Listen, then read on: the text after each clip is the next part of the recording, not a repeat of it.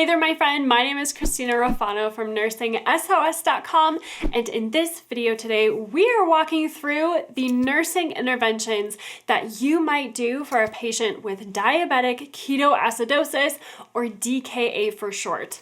I'll also walk you through the key NCLEX points that are most likely to show up on your nursing school exam, so you will be a lot more prepared. So hit that subscribe button and click the notification bell, and let's dive in. Now, real quick, I want to make sure that you know about my free study guide pack that I have for you, which is going to help you so much in MedSurg. Study guides are an awesome tool to use to help you learn things faster.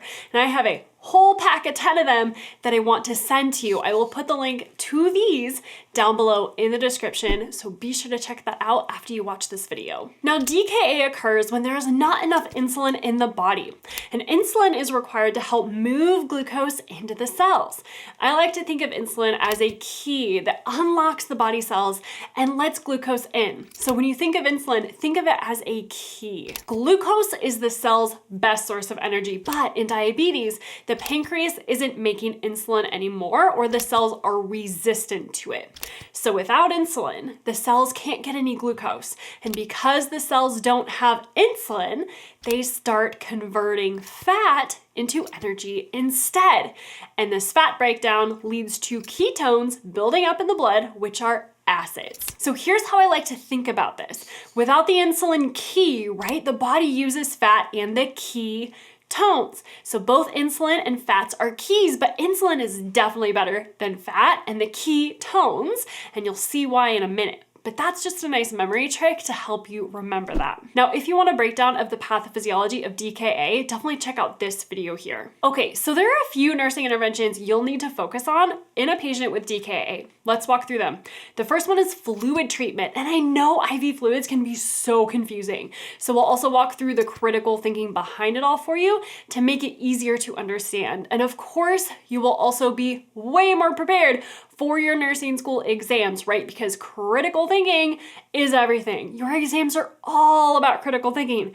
So we're gonna walk through it all right here. So giving fluids is one of two main treatments that you'll do with a patient with DKA. The goal here is to reduce the blood glucose level and keep the organs perfused. For DKA, you'll typically give normal saline, lactated ringers, half normal saline, or 5 to 10% dextrose in half normal saline. So here's a fun memory trick for you. If glucose is high, we need to drop it. Isotonic, hypotonic, and dextrose. If it's high, drop it. All of these fluids serve different purposes, so let's walk through that. Normal saline or lactated ringers is usually given first. Now here's your key critical thinking point for this. Isotonic solutions are given first because they are not going to force fluid any which way.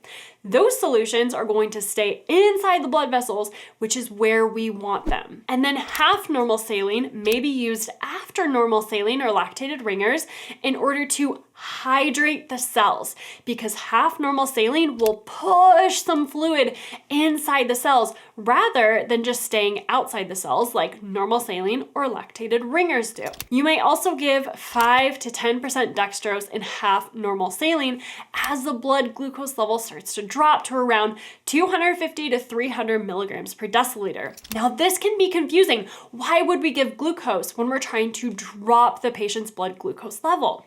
Here's another big critical thinking point for you. This is really, really, really important because we don't want to drop it too much. We want to control the blood glucose level by giving some more glucose and controlling the rate that it decreases. If we just give normal fluids without glucose plus insulin, that insulin could drop the blood glucose level way too fast. So when the blood glucose level reaches that level between 250 to 300 milligrams per deciliter, you will want to give glucose along with the fluids depending on the doctor's orders. Now let's talk about insulin treatment. So we know that the core problem in DKA is a lack of insulin. So we need to give insulin to help the cells take up that glucose for energy so they can stop using fat for energy and producing those acidic ketones, right? So depending on the doctor's orders, you might give regular insulin through the IV to help move that glucose into the body cells. And then you will need to be constantly assessing their blood glucose level during treatment because you don't want to drop that blood sugar too fast. And here's why.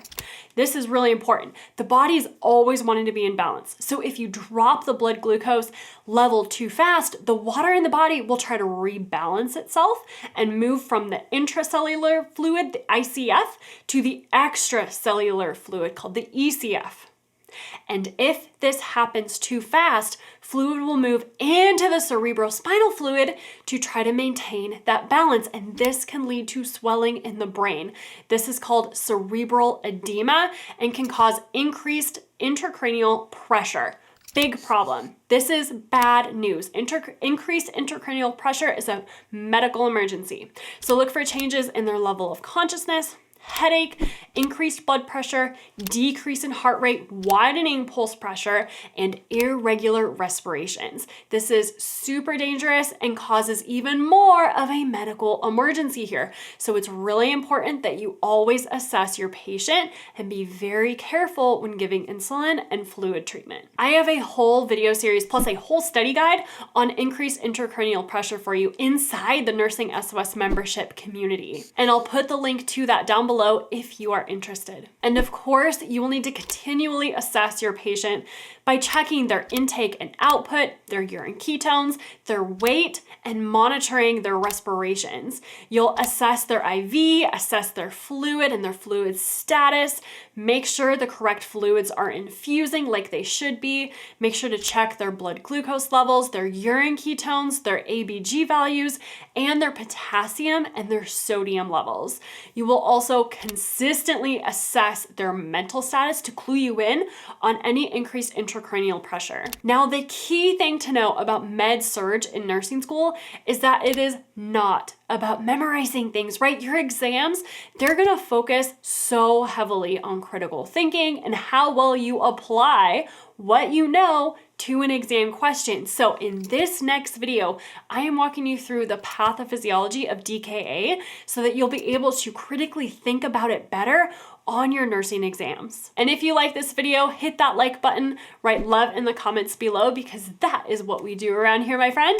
And as always, go become the nurse that God created only you to be. And I'll see you over there in that next video.